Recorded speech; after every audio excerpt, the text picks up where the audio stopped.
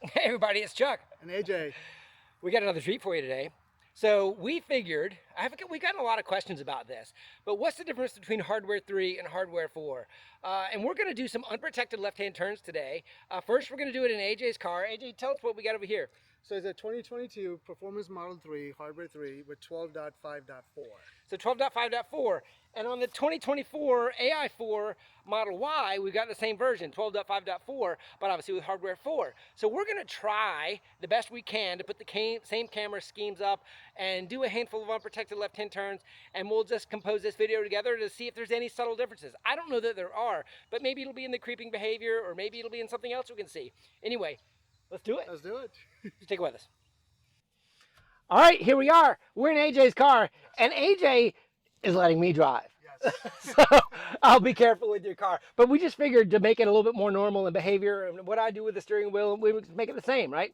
So we'll drive your car, do a handful of turns, and then we'll jump in the 2024 and do it in my car. The same thing. Yeah, let's do it. You ready? I'm ready for it. Here we go. All right, so it's Sunday morning. It's about 9:30, so there's not going to be a lot of traffic. This is going to be what I would call light traffic. But what we're looking for is just creeping behavior, and we're engaged.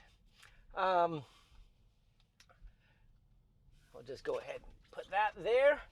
All right, here we're coming up on our first NHTSA stop, and there, of course, you can see, you can't see anything to the left here. So there's our stop, our creep, and it's wide open to the left and to the right, so this should just be a roller.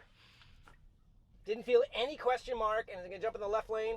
Left lane. I mean, of course, this car does it just fine with no traffic, right? So did we learn anything there? Probably not, but we'll get a handful of these and see if there's any traffic interactions. There definitely is no question mark in that maneuver to fit in the median better, and especially for the Cybertruck. Sure. Did you feel anything? No. I mean, that was butter smooth right there. Okay, let's try another one. Yeah. Round 2. Here we go. First one was a no-brainer. Hopefully we're going to get some traffic on this one. There's our NHTSA stop.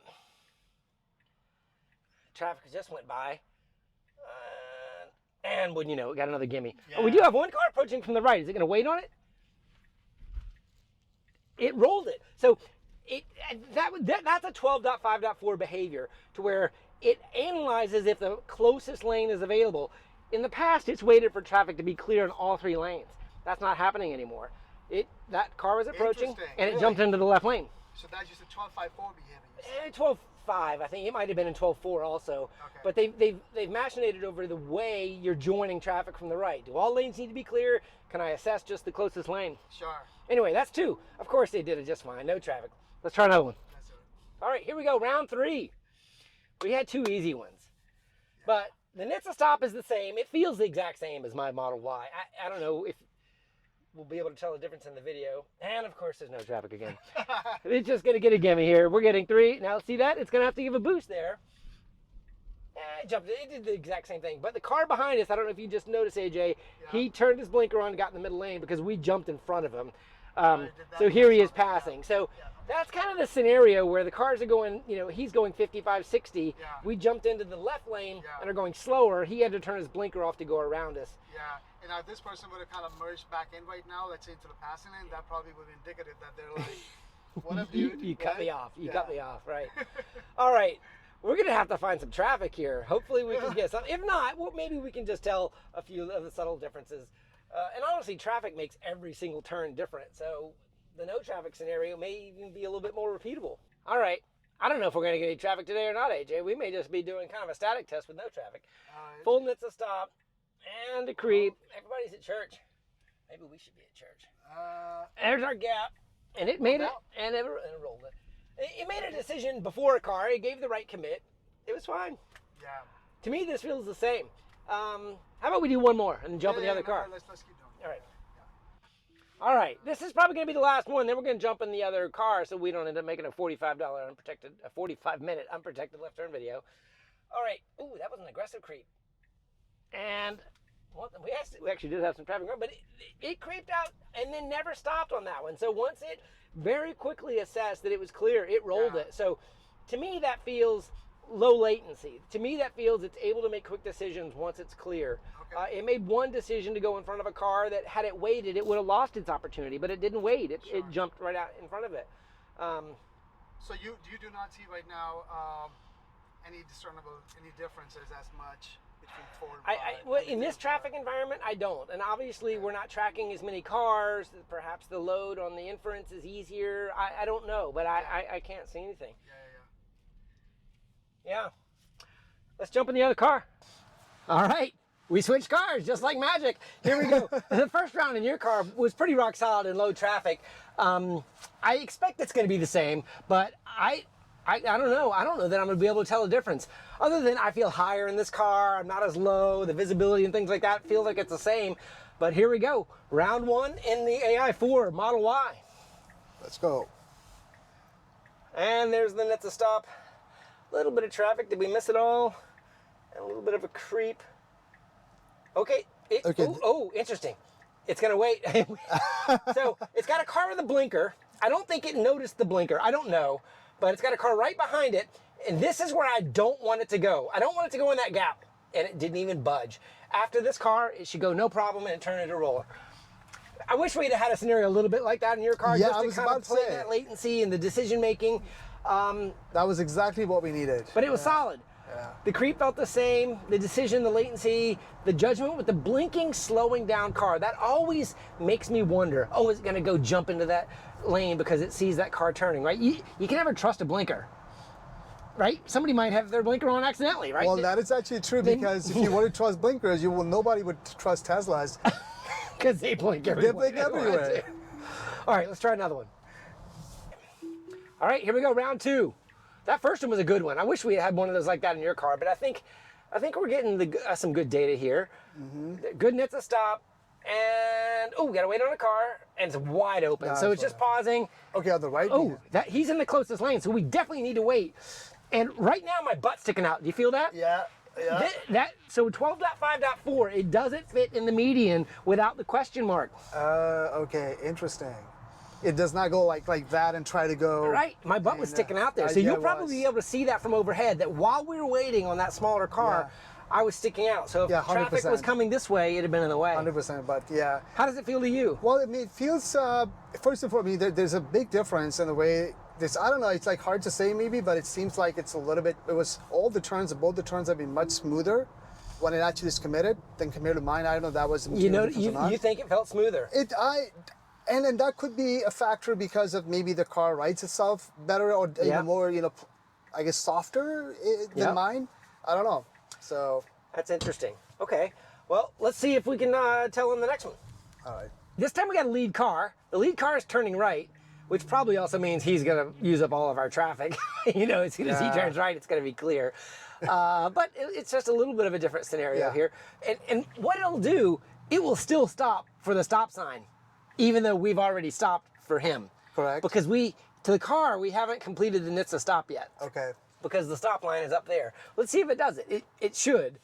Or I shouldn't say it should, but it historically has. So, and there's our NHTSA stop. You know what I mean? So we redid a stop at a stop sign, which is the way it's supposed to be done. And we're waiting on 1, 2. Okay, this is good.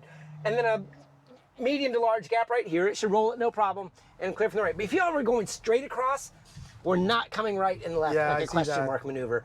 We're just jumping straight across. So is it like maybe prioritizing, it's like shortening the distance that it has to make? So I don't know, but that will not work on the Cybertruck. Yeah. Oh, all right. But especially at least it won't work to where you can stop in the median. Yeah. If the Cybertruck decides I got to wait on both sides to be clear, and then it proceeds that way, that's fine. But I don't think with a highway this wide, it can truly perceive the oncoming traffic from the right. I think it has to get to the median and then look. Okay.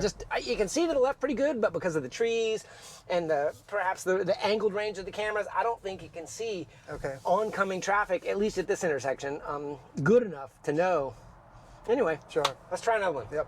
All right, here we go again. What is this, number 4? Yes. All right, I think so. Here we go. There's our NHTSA stop way back here, and now we got to go up and creep. And we got a couple trucks and a wide gap now with a car coming from the right lane. So it's got to wait again. Wait. Okay, do you see our butt sticking out? Yeah. Our butt is sticking out in the lane of traffic there. So that is a repeated behavior. It's done it twice for us. Yes.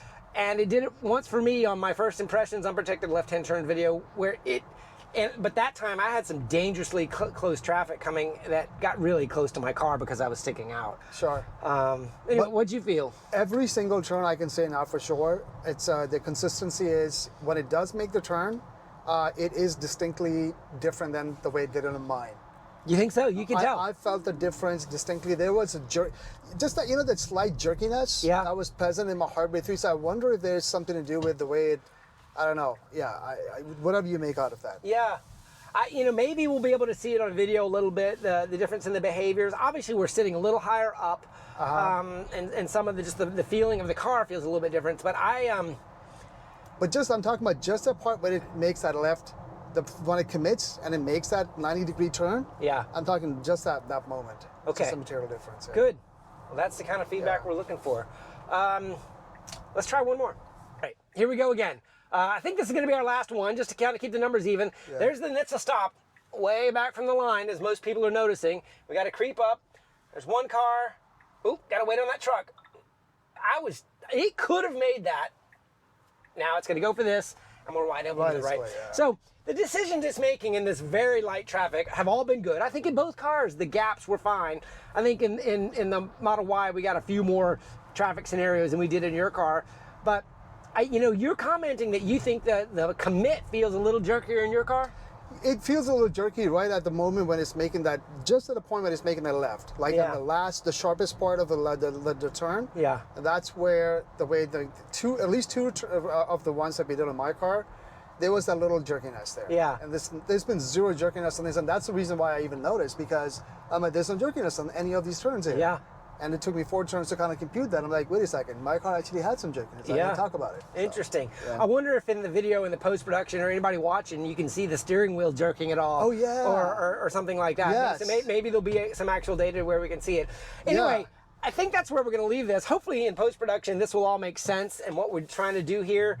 AI4, they'll find out I'm dreaming. AI4 and AI3 or Hardware 3, depending on what we're calling it, they're both running the exact same software version.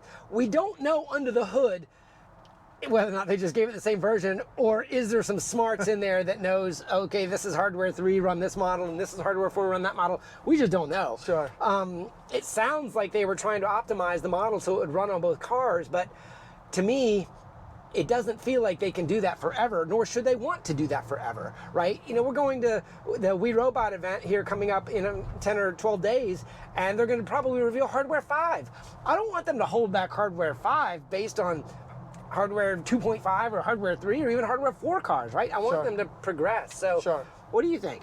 Yeah, I mean, those are all valid points. I mean, and again, at least one thing is clear, that both of the systems on 3 and 4, they do perform also very similarly as well as far as reliability. I mean, that was very visible in the ASS testing yesterday, right? And that was all on Hardware 3. Yep. So with that being said, I mean, whatever Tesla FSD team has done, to me, is remarkable to essentially get the performance out of Hardware 3. Yeah, right. We can nitpick on the way this is like could be a little bit, not as jerky or whatever. But there's no mistaking that a 5 megapixel camera like this car is running and a 1.2 megapixel camera that your car is running ultimately has to mean some sort of range or resolution or pixel count or something, right? I mean, yes. So I think that, how the hardware starts to evolve and manifest itself, whether or not there's enough RAM, whether or not the RAM limitations turn into latencies when they're doing more with it, I don't know. Sure. But I think getting out here and driving it's the only way we'll find these differences, at least on the way it feels. Well, thanks, AJ. That was fun. That was fantastic. Loved it. All right, guys. Leave comments below. Follow AJ. Follow me. Let me know what you guys think, and we'll see you next time. Actually, just follow Chuck. Have a great day, everybody. Bye.